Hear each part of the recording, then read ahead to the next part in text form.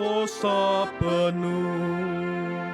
Firman Tuhan akan disampaikan oleh Pendeta John Parengkuang dengan tema bertekun dalam doa.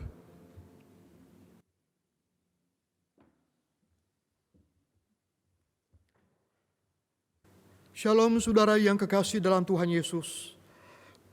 Puji Tuhan jika hari ini, di hari yang berbahagia ini, di hari di mana kita mengenang akan kenaikan Tuhan Yesus ke surga, saudara dan saya kita semua diberikan kesempatan untuk beribadah, baik di gereja maupun juga secara khusus saudara di rumah kita masing-masing. Hari ini saya ingin mengajak kepada saudara untuk membuka Alkitab saudara dari kitab Kisah Para Rasul pasal yang pertama, ayat yang ke-12 hingga ke-14. Mari saudara kita membuka Alkitab kita dari Kisah Para Rasul pasal yang pertama, ayat yang ke-12 hingga ayat yang ke-14.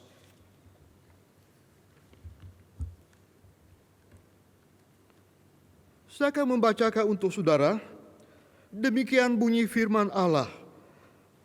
Maka kembalilah rasul-rasul itu ke Yerusalem dari bukit yang disebut Bukit Zaitun, yang hanya seperjalanan sahabat jauhnya dari Yerusalem. Setelah mereka tiba di kota, naiklah mereka ke ruang atas, tempat mereka menumpan. Mereka itu ialah Petrus dan Yohanes, Yakobus dan Andreas, Filipus dan Thomas, Bartolomeus dan Matius, Yakobus bin Alfeus dan Simon orang Selot dan Yudas bin Yakobus. Mereka semua bertekun dengan sehati dalam doa bersama-sama dengan beberapa perempuan serta Maria ibu Yesus dan saudara-saudara Yesus. Mari kita berdoa saudara. Sebelum hamba-Mu menyampaikan firman-Mu Tuhan, kami mohon Roh Kudus menguasai hati dan pikirannya, sehingga setiap kata-kata yang keluar dari mulut hamba-Mu ini, itu sesuai dengan kehendak Allah, menjadi berkat, menjadi kekuatan, menjadi penghiburan, menjadi pengharapan, bahkan teguran bagi kami semua. Terpujilah nama-Mu Tuhan, yang sudah memberikan kami kesempatan untuk mendengarkan, untuk merenungkan firman-Mu. Dalam nama Tuhan Yesus, kami sudah berdoa. Amin. Saudara yang kekasih dalam Tuhan Yesus, hidup yang kita hidupi saat ini adalah hidup yang makin hari makin susah. Ada orang, bahkan banyak orang, yang mulanya hidup senang, hidup begitu senang, tetapi tiba-tiba mengalami kesusahan. Hidup yang sulit, bahkan menderita, saudara. Hidup ini, sekali saya katakan tadi, bukannya hidup penuh dengan kesusahan, saudara. Tetapi makin hari, makin banyak orang susah. Bukannya makin banyak orang susah, saudara. Tetapi makin banyak juga orang yang susah menjadi susah, saudara. PHK terjadi di mana-mana. Orang sulit untuk berusaha bekerja, mencari uang sesuatu yang sangat susah, yang sangat sulit. Bahkan ada yang berkata, semuanya ini gara-gara si corona, si virus corona ini. Sehingga terjadi krisis. Krisis terjadi di mana-mana, di seluruh dunia. Bencana terjadi di mana-mana. Keadaan genting bahaya, suram. Ekonomi suram. Moral juga suram, saudara. Dan bukannya itu, saudara. Terjadi ketidakpastian di mana-mana. Ketidakpastian di segala bidang. Bahkan segala hal, saudara. Sehingga membuat begitu banyak orang mengalami stres yang berat, depresi yang berat, saudara. Bukannya itu, tetapi kehilangan kemauan, apatis, kehilangan semangat untuk bekerja, untuk berusaha, kehilangan semangat untuk belajar, bahkan kehilangan semangat untuk beribadah, bahkan juga kehilangan semangat untuk melayani, saudara. Bahkan yang paling parah adalah kehilangan semangat hidup. Sehingga begitu banyak orang yang mengalami keputusasaan, kehilangan pengharapan. Sehingga ada orang yang berkata demikian, aku bosan hidup. Saudara yang kekasih dalam Tuhan Yesus, Apakah saudara termasuk orang-orang yang demikian, saudara? Bosan hidup, saudara? Atau mungkin bukan bosan hidup, tetapi saudara bosan tinggal di rumah. Bukannya itu, saudara. Begitu banyak orang mengalami kekhawatiran, ketakutan. Ketakutan atas kesehatan mereka, ketakutan atas dompet mereka, saudara. Dan bukannya itu, saudara. Begitu banyak orang yang mengalami stres yang sangat berat, saudara. Depresi yang sangat berat. Ketika saudara mengalami hal ini, saudara. Ketika saudara mengalami masalah, apa yang akan saudara lakukan? Sebenarnya masalah bukan masalah, saudara. Tetapi bagaimana sikap kita ketika kita mengalami masalah. Selama saudara masih hidup di dalam dunia ini, kita tidak akan pernah terlepas dari yang namanya masalah. Kita tidak akan pernah terlepas dari yang namanya kesusahan, saudara. Sejak saudara hidup di dalam dunia ini, siapapun saudara, kita akan pasti mengalami yang namanya kesusahan, saudara. Bahkan ada orang berkata demikian, berbahagialah saudara jika saudara pernah merasa susah. Karena ketika saudara sudah tidak susah, saudara akan menjadi senang, saudara bisa membedakan antara kesenangan dan kesudahan. Dan betapa indahnya kesenangan itu, saudara. Saudara yang kekasih dalam Tuhan Yesus, saya tidak tahu bagaimana dengan keadaan saudara saat ini. Tetapi siapapun saudara, kita masing-masing punya kesusahan, saudara. Yang jadi masalah adalah sekali lagi, bagaimana sikap kita menghadapi masalah itu. Keadaan kita, pandangan kita terhadap masalah itu. Apakah saudara ketika ditanya bagaimana sikap saudara, apa yang akan saudara lakukan? Mungkin saudara menjawab tidak tahu, apatis, tidak ada kemauan. Atau mungkin saudara menjawab pasrah, menyerah. Atau mungkin ada yang menjawab berserah. Saudara yang kekasih dalam Tuhan Yesus, hari ini saya ingin mengajak kepada saudara yang mendengarkan kebenaran firman Allah ini dimanapun saudara berada, secara khusus di rumah saudara. Kita akan melihat perjalanan kehidupan seorang tokoh Alkitab yang luar biasa, saudara. Pengalaman hidupnya, perjalanan hidupnya, yaitu Yunus. Kita kenal dan sangat kenal baik dengan Yunus. Bahkan cerita tentang Yunus kita sudah hafal, saudara, di luar kepala, sehingga mungkin kita lupa, saudara. Tetapi saya ingin mengingatkan kepada saudara sekali lagi, apa yang terjadi dengan Yunus, saudara. Kalau saudara membaca di dalam Yunus pasal 1 ayat yang ke-17, di sana Alkitab memberitahukan kepada kita, Yunus tinggal di dalam perut ikan 3 hari 3 malam, saudara. Saudara bisa bayangkan, tadi saya sempat membayangkan, ketika saya berada di dalam perut ikan 3 hari 3 malam, apa yang akan terjadi dengan saya. Kesusahan yang luar biasa, saudara. Jangankan 3 hari 3 malam di dalam perut ikan, saudara. Kita tinggal di rumah saja 1 bulan, 2 bulan sudah stres, depresi, saudara. Yunus luar biasa, saudara. 3 hari 3 malam dia berada di dalam perut ikan. Kita bisa bayangkan bau bagaimana, saudara. Begitu busuk, begitu tidak nyaman. Sulit untuk tidur, saudara. Bahkan sulit untuk bernapas. Walaupun di dalam perut ikan itu ada oksigen. Tetapi saya percaya, saudara, dia sulit bernafas. Mungkin lebih parah dari penyakit virus corona. Sulit bernafas, saudara. Bukannya itu, saudara, dia sendirian di dalam perut ikan. Saya seringkali berkata, ada 5S. Sendiri, sunyi, sepi, susah, stres. Bahkan stop atau mungkin stop, saudara. Yunus mengalami hal ini, saudara. Dia mengalami kesendirian yang luar biasa. Ini bukan cerita yang tidak terjadi. Suatu kenyataan, saudara. Inilah kesusahan yang dialami oleh Yunus. Kesusahan Yunus melebihi dari kesusahan saudara dan saya. Tadi saya sudah katakan, kita tinggal di rumah saja 1 bulan, 2 bulan, sudah mengeluh. Berteriak, saudara. Tidak tahan di rumah. Yunus, saudara, 3 hari 3 malam. Ada penafsir Alkitab berkata, bukan 72 jam tetapi mungkin 49 jam karena menurut perhitungan waktu orang Yahudi. Berapa jam pun dia di dalam perut ikan, saudara? Apakah 49 jam? Itu satu keadaan yang luar biasa berat, saudara. Tetapi inilah yang dialami oleh Yunus. Sehingga ketika dia mengalami hal ini, saudara, ada satu sikap yang benar, ada satu tindakan yang benar yang Yunus ambil. Sederhana aja, saudara. Saya percaya saudara sudah tahu jawabannya. Jawaban bagi saudara mungkin klise yang sudah seringkali saudara dengarkan, tetapi seringkali kita tidak lakukan, saudara. Yunus pasal 2 ayat yang kedua. Apa yang dikatakan oleh Yunus, saya akan bacakan untuk saudara. Dalam kesusahanku, aku berseru kepada Tuhan. Bahasa yang sangat sederhana. Doa yang sangat sederhana. Sebagai anak Tuhan, sebagai hamba Tuhan. Dalam kesusahanku, aku berseru kepada Tuhan. Aku berteriak kepada Engkau. Dan inilah yang dilakukan oleh Yunus, saudara. Suatu tindakan yang sangat luar biasa.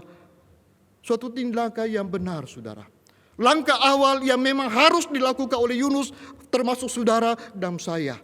Ketika kita mengalami kesusahan, kesulitan hidup, penderitaan, langkah yang pertama yang harus kita lakukan adalah apa, saudara? Berseru kepada Tuhan, berdoa kepada Tuhan, saudara. Dan ini yang dilakukan oleh Yunus. Kita seringkali terbalik. Ketika kita mengalami kesusahan, kesulitan, hidup menderita, seringkali kita terlebih dahulu berseru kepada manusia daripada berseru kepada Tuhan. Hari ini, saudara, firman Tuhan mengingatkan saudara dan saya, kita semua, dimanapun saudara berada. Ketika saudara mengalami kesusahan-kesusahan apapun juga yang saudara alami di masa-masa pandemi COVID-19 ini. Sikap yang pertama yang seharusnya kita lakukan, berdoa. Berseru kepada Tuhan. Bukannya berseru, bukannya berteriak, bukannya berdoa, saudara. Tetapi doa yang dilakukan dengan keyakinan. Saya percaya ketika saya bertanya kepada saudara, apakah ketika saudara mengalami kesusahan saudara berdoa, pasti saudara akan menjawab, ya. Tetapi berapa banyak di antara kita ketika kita berdoa seperti Yunus. Doa yang penuh dengan keyakinan, doa yang penuh dengan pengharapan, saudara. Dan dia tidak jemu-jemu berdoa. Yunus pasal 2 ayat yang kedua saya akan bacakan lagi. Doa yang luar biasa. Apa yang dikatakan oleh Yunus, saudara? Dia berkata demikian. Dalam kesusahanku aku berseru kepada Tuhan, Ia menjawab aku. Dari tengah-tengah dunia orang mati aku berteriak dan Kau dengarkan suaraku. 2 kalimat, saudara. Ia menjawab aku. Dia mendengarkan suaraku. Luar biasa, saudara. Inilah doa yang penuh dengan keyakinan. Inilah doa yang penuh dengan iman. Inilah doa yang penuh dengan pengharapan, saudara. Saya percaya, sebagaimana yang saya katakan tadi, tidak ada di antara kita ketika kita mengalami kesusahan kita tidak berdoa. Sebagai orang Kristen kita pasti berdoa. Tetapi berapa banyak di antara kita, saudara, ketika kita berdoa seperti Yunus. Doa yang tidak jemu-jemu. Selama 3 hari 3 malam di dalam perut ikan, saudara. Kita bisa membayangkan apa yang dia lakukan sepanjang 3 malam 3 hari itu, saudara. Saya percaya dia terus-menerus berdoa, tidak jemu-jemu berdoa. Dia berdoa dengan penuh keyakinan, dengan pengharapan. Dia berkata, Ia menjawab aku, Kau dengarkan suaraku. Perhatikan, saudara, bahasa Indonesia, Kau dengarkan suaraku. Mendengar suara kita, saudara. Ada seorang hamba Tuhan pernah memberikan satu singkatan, saudara. Dia katakan, doa adalah singkatan didengar oleh Allah.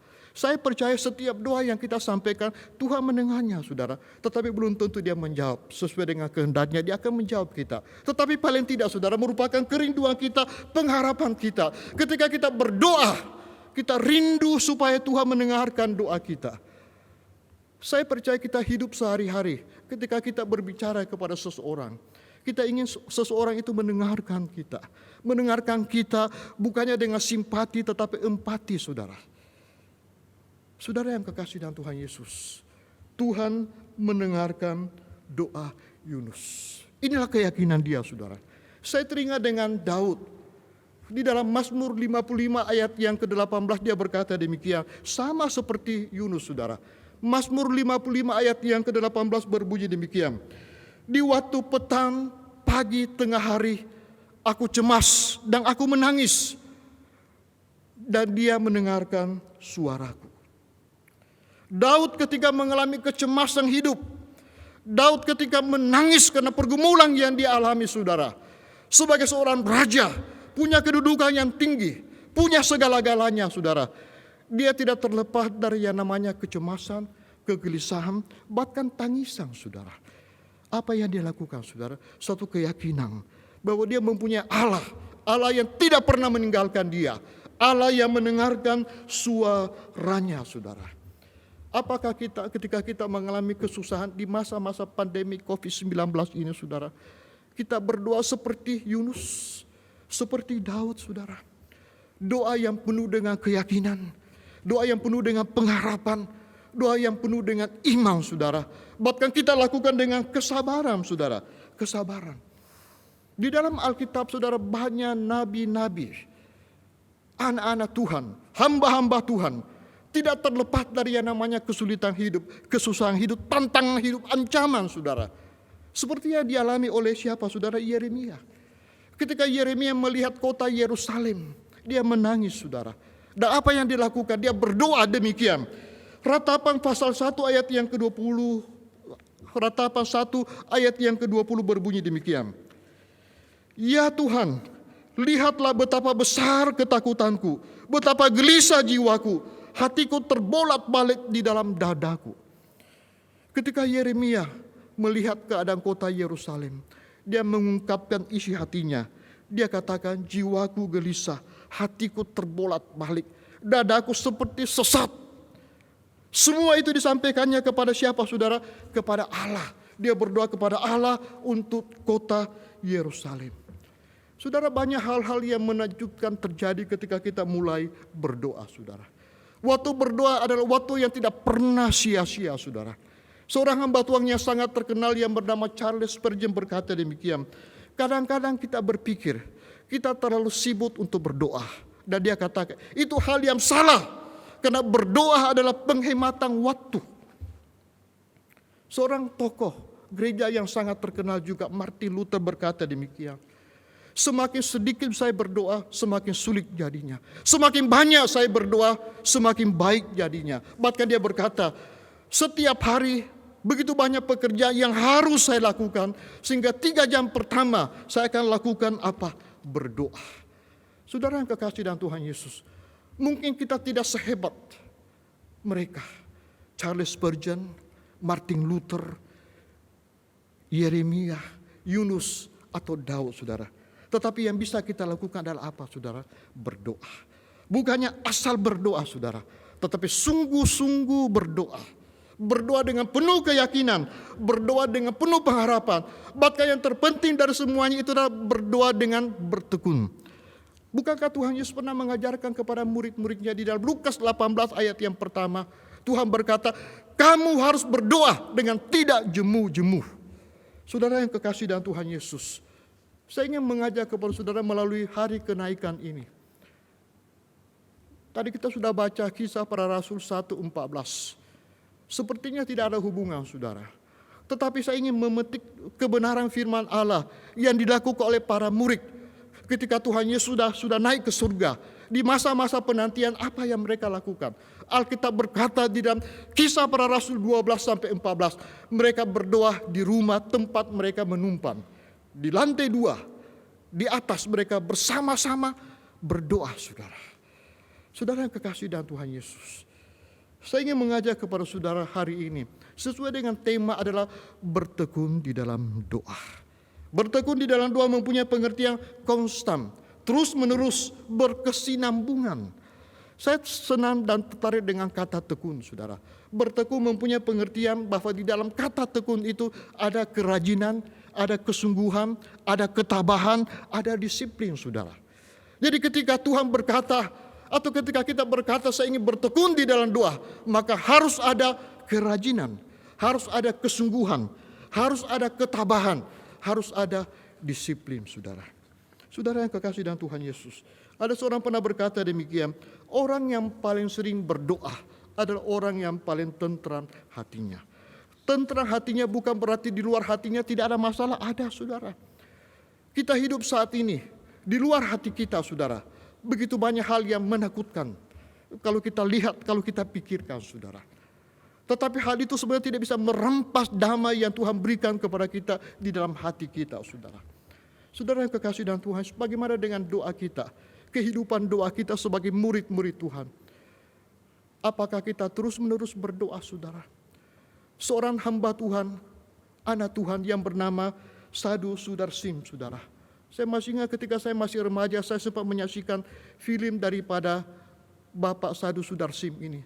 Seorang India yang luar biasa rohani, saudara. Dia berkata demikian, orang yang berhenti bernapas dalam doa berarti mati secara rohani.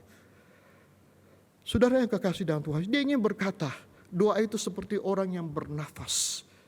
Bernafas harus terus menerus, tidak boleh terputus-putus.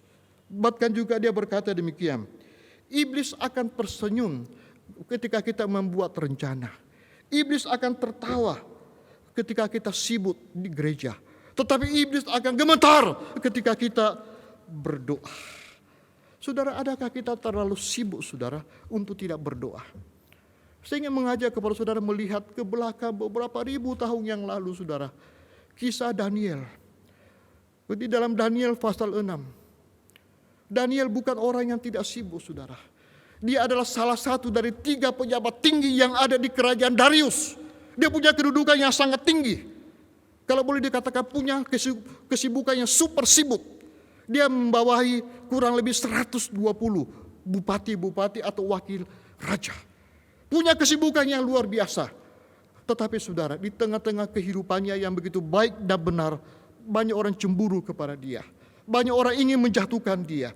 Banyak orang tidak senang dengan dia. Dia mengalami masa-masa yang sangat sulit. Bahkan orang-orang yang membenci dia berusaha untuk menjatuhkan dia, menghancurkan dia dengan berbagai macam cara. Mereka tidak menemukan, saudara. Tetapi satu hal yang sangat jeli dari mereka, lawan daripada Daniel ini. Mereka lihat kehidupan ibadah Daniel luar biasa. Kehidupan doa Daniel itu luar biasa. Sehingga mereka semua sepakat datang kepada Raja Darius berkata, buat aturan. 30 hari orang tidak boleh menyampaikan permohonan mereka kepada siapapun juga selain daripada raja, saudara. Dan buat aturan itu. Siapa melanggar aturan itu, beribadah, berdoa dalam masa 30 hari akan dihukum. Hukuman mati. Bahkan dilempar ke dalam gua singa, saudara. Ketika Daniel mendengarkan hal ini, apa yang dilakukan, saudara? Lari, saudara? Tidak, saudara. Memang usianya pada waktu itu kira-kira 83 tahun, saudara. Usia yang sangat tua, saudara. Mungkin dia berpikir, usia saya sudah tua. Berapa lama lagi saya harus hidup? Apakah saya harus lari dari kenyataan ini, takut kepada manusia? Aku harus lebih takut kepada Tuhan daripada takut kepada manusia. Dia tetap disiplin bertekun di dalam doa, saudara. Sehingga di dalam Daniel pasal 6 ayat yang ke-11, apa yang terjadi, saudara? Alkitab berkata, 3 kali sehari ia berlutut berdoa seperti yang biasa dia lakukan. Luar biasa, saudara. Setiap hari 3 kali sehari dia berlutut berdoa seperti yang biasa dia lakukan. Saudara yang kekasih dalam Tuhan Yesus, mungkin kita tidak sehebat Daniel, saudara. Mungkin kerohanian kita tidak setinggi Daniel, saudara. Tidak selevel Daniel. Tetapi walaupun kita tidak selevel dengan Daniel, tetap kita harus lakukan hal ini. Doa, doa, berdoa, saudara. Dan inilah yang harus kita lakukan di dalam kehidupan kita. Dan doa itu tidak akan pernah sia-sia, saudara. Bahkan kalau saudara membaca di dalam Daniel pasal 6 ayat yang ke-25 hingga 29. Jawaban doa itu luar biasa terjadi di dalam kehidupan Daniel. Saudara pulang nanti bisa baca di rumah, atau saudara bisa baca di rumah. Daniel pasal 6 ayat yang ke-25, 26, 27, 28, 29, saudara. Tuhan menjawab doanya. Doa Daniel dijawab melebihi dari apa yang dipikirkan oleh Daniel. Doa Daniel dijawab melebihi daripada apa yang dia minta, saudara. Saya percaya kita punya pengalaman yang demikian. Kita seringkali berdoa kepada Tuhan. Doa kita mungkin sederhana aja, yang tidak pernah kita bayangkan, sederhana aja, saudara. Tetapi Tuhan menjawab doa kita melebihi dari apa yang kita pikirkan, apa yang kita minta. Mungkin dulu kita pernah minta supaya kita punya pekerjaan. Tetapi bukan pekerjaan yang kita jalani saat ini, tetapi memperkerjakan orang, saudara. Saudara yang kekasih dalam Tuhan Yesus, doa tidak akan pernah sia-sia. Doa orang benar, bila dengan yakin didoakan, saudara, sangat besar kuasanya. Saya teringat dengan sebuah cerita, saudara, Beberapa waktu yang lalu saya membaca sebuah buku Kuasa Doa yang Menyembuhkan. Di sana disebutkan saudara bahwa saat ini orang Amerika saudara begitu banyak yang sudah berdoa. Bukannya sudah berdoa, tetapi mereka percaya kepada kuasa doa itu saudara. Bahkan disebutkan 9 dari 10 orang Amerika mereka berdoa dan percaya kepada kuasa doa itu. Saudara yang kekasih dan Tuhan Yesus, satu hal yang perlu saya ingatkan melalui kesempatan siang hari ini, bahwa doa itu tidak akan pernah sia-sia jika kita doakan dengan benar, dengan tulus, dengan yakin, dengan iman, dengan penuh pengharapan, dengan sabar saudara. Saudara yang sekasih dalam Tuhan Yesus, banyak hal terjadi dalam kehidupan kita, khususnya di masa-masa pandemi virus corona ini. Pandemi COVID-19 ini saudara. Kita melihat, mendengar, membaca begitu banyak orang yang menjadi korban atas virus corona ini saudara. Begitu banyak orang yang sampai saat ini saudara masih berada di rumah sakit saudara. Dan saya percaya banyak orang yang mendoakan mereka. Banyak orang yang mendoakan mereka saudara. Mungkin ada yang berkata, Tuhan, begitu banyak orang yang mendoakan kami. Begitu banyak orang yang mendoakan kami dengan penuh keyakinan, dengan penuh pengharapan. Kok kami belum sembuh-sembuh saudara. Saudara, sekali lagi saudara, jawaban doa itu bukan dari kita saudara. Bukan dari siapa-siapa pun juga yang ada di dalam manusia ini. Tetapi dari Tuhan yang sesuai dengan kehendaknya saudara. Tetapi yakinlah saudara, doa itu tetap punya kuasa saudara. Saya teringat dengan sebuah cerita saudara, di mana ada seorang hamba Tuhan pernah bercerita demikian, bahwa di suatu rumah sakit di San Francisco, mereka melakukan penelitian selama kurang lebih 10 bulan. Mereka berusaha untuk mencari tahu dampak daripada doa kepada orang yang sakit. Dan di sana disebutkan saudara, singkat cerita, bahwa komputer membagi 393 pasien dalam 2 kelompok saudara. Kelompok yang pertama adalah kelompok yang didoakan oleh orang-orang yang ada di rumah. Kelompok yang kedua tidak didoakan sama sekali. Orang yang mendoakan di kelompok yang pertama itu di rumah mereka hanya diberikan nama depan saja. Dan hanya sedikit informasi tentang penyakit si pasien ini saudara. Apa yang terjadi berikutnya saudara? Ditemukan saudara, bahwa orang yang didoakan itu membutuhkan antibiotik 5 kali lebih sedikit daripada orang yang tidak didoakan. Orang yang didoakan di rumah sakit itu paru-paru mereka dipenuhi air 3 kali lebih sedikit daripada orang yang tidak didoakan. Orang yang didoakan itu tidak ada seorang pun yang membutuhkan saluran udara pernafasan yang harus disambungkan di ventilator. Bahkan tidak ada di antara mereka yang meninggal saudara. Hal ini sekali lagi meyakinkan kita saudara. Memang tidak semua doa kita dijawab. Tidak semua saudara. Tetapi jangan hanya melihat yang tidak dijawab saudara. Saudara kenal dengan Charles Muller saudara. Seorang hamba Tuhan yang luar biasa saudara. Dia pernah berdoa terhadap seseorang selama 19 tahun 6 bulan. Supaya orang itu bertobat. Tetapi sampai menjelang akhir kehidupannya, orang itu sepertinya belum bertobat saudara. Tetapi dia tidak kecewa saudara. Dia melihat bahwa begitu banyak balasan surat kepada dia. Bahwa ada ribuan orang yang sakit yang sudah didoakan mengalami kesembuhan saudara. Saudara yang kekasih dan Tuhan Yesus, saya ingin mengajak kepada kita seperti Yunus. Lembaga Alkitab memberikan judul doa ucapan syukur Yunus saudara. Ketika kita berdoa, apakah kita bisa bersyukur, tetap bersyukur kepada Tuhan saudara? Seringkali kita mengeluh, mengapa saudara? Karena kita seringkali melihat apa yang belum kita dapat. Padahal begitu banyak yang sudah kita dapat, yang sudah kita peroleh. Sehingga sebenarnya membuat kita bisa bersyukur dan harus bersyukur saudara. Doa saudara. Doa yang kita panjatkan tidak akan pernah sia-sia saudara. Dengan keyakinan, dengan iman, dengan pengharapan kita. Timbul pertanyaan mungkin bagi saudara.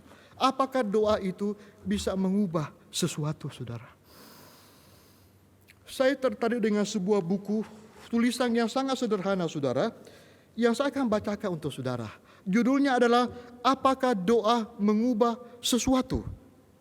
Perhatikan kalimat-kalimat ini, perhatikan pertanyaan-pertanyaan ini.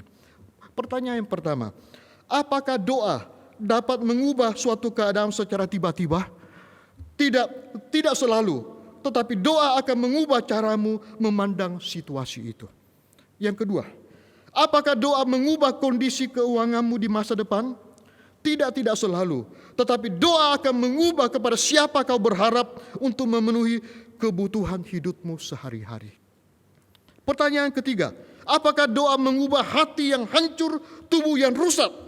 Tidak selalu. Tetapi doa akan mengubah sumber kekuatan dan sumber penghiburanmu itu.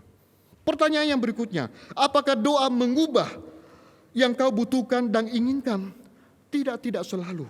Tetapi doa akan mengubah kebutuhanmu menjadi sesuai dengan kehendak Tuhan. Sesuai dengan keinginan Tuhan. Saudara yang kekasih dalam Tuhan Yesus. Saya percaya saudara sudah seringkali mendengarkan tema-tema khotbah-khotbah tentang doa. Di ibadah umum, di ibadah persekutuan. Dimanapun saudara berada ketika mengikuti persekutuan ibadah, saudara pasti mendengarkan tentang khotbah pelajaran tentang doa. Perintah untuk berdoa. Saudara yang kekasih dalam Tuhan Yesus, seorang hamba Tuhan yang sangat terkenal dan penulis buku juga saudara, Bapak Peter Wagner. Dia berkata demikian, doa adalah perkara yang paling banyak dibicarakan di dalam gereja, tetapi paling sedikit untuk dipraktekkan saudara. Saudara, kata-kata yang sangat tajam saudara. Doa memang banyak dibicarakan di gereja. Banyak ditulis di buku-buku saudara. Banyak diperdengarkan. Tetapi begitu sedikit untuk dilakukannya saudara. Saudara yang kekasih dalam Tuhan Yesus. Hari demi hari saudara kita akan melewatinya. Tetapi ada satu kalimat yang indah berbunyi demikian. Jangan menghadapi suatu hari tanpa terlebih dahulu menghadap Allah saudara. Betapa pentingnya kita terlebih dahulu menghadap Allah melalui doa kita. Doa bukannya sekedar saudara mencari pertolongan. Tetapi doa itu juga adalah mencari Dia, mencari Allah saudara. Tidak salah ketika kita berdoa kita minta pertolongan, permohonan. Tetapi sebenarnya yang terpenting dari semuanya itu ketika kita berdoa, kita mencari Allah, mencari kehendaknya saudara. Khususnya ketika kita berdoa, mencari kehendak Allah atas doa-doa yang kita panjatkan. Saudara, memang kita harus tahu dan harus tahu saudara, bahwa doa tidak akan pernah merubah kehendak Tuhan. Tetapi doa bisa membuat kita mengerti kehendak Tuhan yang terjadi di dalam kehidupan kita saat ini. Apapun yang terjadi, kesenangan, kesusahan saudara, Tuhan akan membuat kita mengerti kehendaknya. Pada mulanya mungkin kita sulit mengerti. Masa-masa yang susah ini, masa-masa yang sulit ini. Khususnya di masa-masa pandemi COVID-19 ini. Semua orang mengalami kesusahan saudara. Jangan saudara bayangkan orang yang miskin aja, yang tidak punya uang yang susah, tidak punya banyak uang yang susah. Orang yang banyak uang pun juga susah saudara. Sehingga ada seorang pengusaha yang sangat terkenal di dunia berkata, sekarang masanya bukan pikir berapa keuntunganmu, berapa kerugianmu. Tetapi yang kau harus pikirkan adalah bagaimana engkau bisa bertahan hidup menghadapi virus corona ini. Saudara yang kekasih dalam Tuhan Yesus, ingat saudara, bahwa doa bisa membuat kita mengerti kehendak Tuhan. Bahkan juga doa bisa mengubah sikap kita terhadap doa, terhadap permohonan yang kita panjatkan saudara. Saudara yang saya kasih dalam Tuhan Yesus, seorang dosen dari seminari Alkitab yang sangat saya kenal beliau saudara. Di bukunya dia tulis demikian. Kita seringkali menyambung telepon doa kita ke surga. Dan kita menyampaikan permohonan-permohonan kita kepada Dia. Tetapi seringkali kita menutup telepon doa itu sebelum Tuhan berbicara kepada kita. Sebelum Tuhan menjawab doa kita. Yang ingin Dia katakan adalah apa saudara? Sabar di dalam menanti jawaban doa itu saudara. Saya percaya saudara masing-masing punya telepon doa saudara.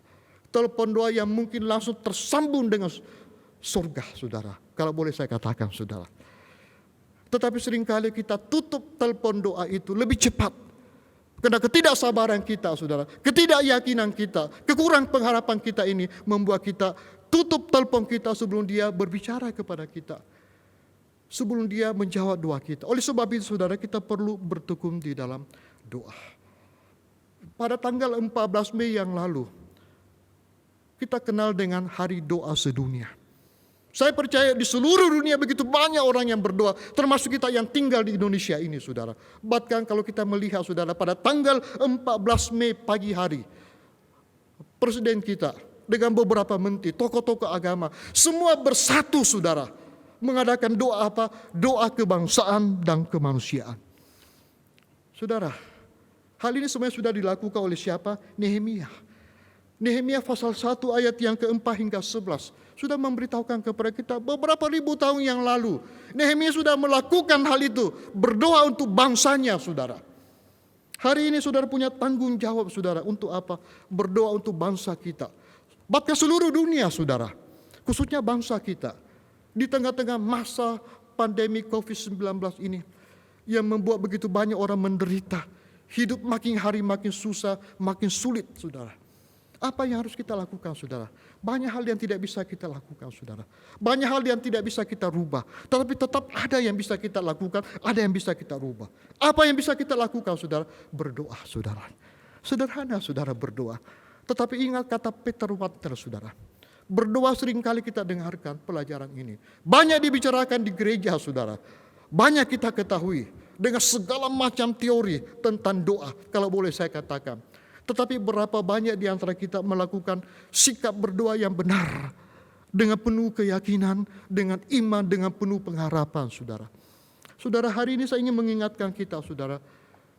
Saudara yang sebentar mendengarkan khotbah ini, tetap sehat, tetap semangat, tetap bertahan, saudara. Tetap kuat, dan yang paling penting adalah tetap berdoa. Saya ingat kalimat berjaga-jagalah dan berdoalah. Kita perlu berjaga-jagalah dan berdoa, saudara. Bukan hanya kita berdoa, saudara. Bukannya kita bertekun berdoa, tetapi harus juga berjaga-jaga. Berjaga-jaga adalah arti yang kalau boleh saya katakan hari ini, kita perlu jaga kesehatan kita. Jaga stamina kita. Bahkan juga jaga jarak kita, saudara. Saudara yang kekasih dalam Tuhan Yesus, tetaplah berdoa. Saya tertarik dengan nasihat hidup dalam kasih yang ditulis di dalam Roma pasal 12 ayat yang ke-12. Saya akan bacakan untuk saudara. Roma pasal yang ke-12 ayat yang ke-12 berbunyi demikian. Bersukacitalah dalam pengharapan, sabarlah dalam kesesakan, bertekunlah dalam doa. Saudara, nasihat ini adalah nasihat yang sangat indah, saudara. Supaya kita bersukacita di dalam pengharapan. Kita sabar di dalam kesesakan kita, saudara. Sabar di dalam kesusahan kita. Sabar di dalam penderitaan kita. Bertahan dan juga kuat, saudara. Bukan karena kita, saudara, tetapi karena Tuhan kita, Yesus Kristus. Dan yang terpenting dari semuanya itu juga adalah apa, saudara? Kita tetap bertekun di dalam doa, saudara. Dan bertekun di dalam doa itu butuh pengorbanan, saudara. Tidak mudah, saudara. Perlu ada kesabaran, saudara. Saya beberapa hari yang lalu, saudara, saya berusaha untuk mencari lagu-lagu tentang doa di buku PPK. Saya menemukan 2 lagu doa di PPK nomor 149 dan 150 yang baru saja kita nyanyikan tadi. Saya tertarik dengan sebuah lagu di PPK nomor 149 yang judulnya Indahlah Saat Berdoa. Khususnya di dalam ayat yang ketiga, saudara. Di dalam ayat yang ketiga lagu ini berkata apa, saudara? Indahlah saat berdoa, hiburkan hati yang susah. Saudara yang kekasih dalam Tuhan Yesus, indahlah saat berdoa, karena dia akan hibur hati yang susah. Saudara yang kekasih dalam Tuhan Yesus, saya tidak tahu apa kesusahan saudara. Hati saudara susahnya sampai sedalam apa, saudara. Tetapi siapapun, saudara, kita masing-masing punya kesusahan. Hati kita susah, saudara. Tetapi ingat lagu ini berkata, indahnya saat berdoa akan menghibur hati kita. Bahkan lagu yang kita nyanyikan tadi, saudara, PPK nomor 150, ayat yang ke-1. Di sana disebutkan apa, saudara? Bersehati memohon, Bapa pasti dengar.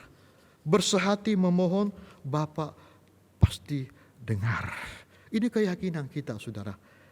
Ini merupakan keyakinan pencipta lagu ini. Kalau tidak salah, Bapak Jomsum yang mengarang lagu ini. Apakah itu melodinya atau liriknya, tetapi di buku itu ada nama Jomsum, saudara. Saudara yang kekasih dalam Tuhan Yesus, Bapa mendengar. Ketika kita sehati memohon, Bapa mendengar. Yang jadi masalah adalah apa, saudara? Menanti jawaban doa itu. Sabar dan juga harus sesuai dengan kehendak Tuhan. Yunus pada waktu mengalami kesusahan, saudara, dia katakan apa? Dalam kesusahanku, aku berseru kepada Tuhan. Ia menjawab aku, ia mendengarkan aku. Saya mengharapkan kita semua yang mendengarkan firman Allah ini, dimanapun saudara berada, di rumah atau dimanapun juga, saudara, ingat kesaksian teladan dari Yunus ini, saudara. Dia pernah gagal, saudara. Dia pernah melarikan diri dari kehendak Tuhan, panggilan Tuhan. Tetapi doa membuat dia harus mencari Tuhan. Doa itu membuat dia mencari kehendak Tuhan, saudara. Saudara yang kekasih dalam Tuhan Yesus, tadi saya katakan, hidup ini makin hari makin susah. Orang susah makin hari makin banyak. Orang susah makin hari makin susah, saudara. Beberapa hari yang lalu, saya seringkali ditelepon, saudara. Mereka berkata demikian, doakan kami sakit. Doakan kami sulit untuk mencari uang, mencari nafkah. Saudara yang kekasih dalam Tuhan, apa yang bisa kita lakukan sebagai hamba Tuhan, saudara? Selain berdoa memang harus bertindak, saudara. Tetapi paling tidak hal yang paling mudah, paling cepat yang bisa kita lakukan adalah apa, saudara? Berdoa, saudara. Mari kita berdoa. Suara manusia sudah berhenti, tetapi kami percaya suara Roh Kudus yang ada di dalam diri kami sebagai orang yang sudah percaya tidak akan pernah berhenti mengingatkan kepada kami apa yang sudah kami dengarkan, apa yang sudah kami pelajari, apa yang sudah kami ketahui untuk kami lakukan di dalam kehidupan kami. Bertekun di dalam doa. Berikan kami hikmat, berikan kami kekuatan untuk bisa mengerti secara khusus kehendak Tuhan. Berdoa sesuai dengan kehendak Tuhan. Sekali lagi Tuhan, kami sebagai hamba-Mu berdoa setiap jemaat Allah dimanapun mereka berada saat ini untuk kesusahan yang mereka alami. Ingatkan mereka semua untuk tetap berharap, berseru kepada Tuhan yang adalah Allah yang Immanuel, Allah yang senantiasa menyertai kami, Allah yang El Shaddai, Allah yang Maha Kuasa. Terpujilah nama-Mu Tuhan, yang hari ini kami ingat Bapa, sebelum Tuhan naik ke surga, begitu banyak murid-murid yang berdoa. Bahkan ketika Tuhan naik ke surga menjadi juru syafaat kami di surga. Dan kami percaya ketika kami berdoa kepada Tuhan, Tuhan mendengarkan doa kami. Dan Tuhan mengerti apa yang kami alami. Bahkan akan memberikan kekuatan kepada kami di dalam menjalani kehidupan kami ini. Terpujilah nama-Mu Tuhan. Dalam nama Tuhan Yesus kami sudah berdoa. Amin.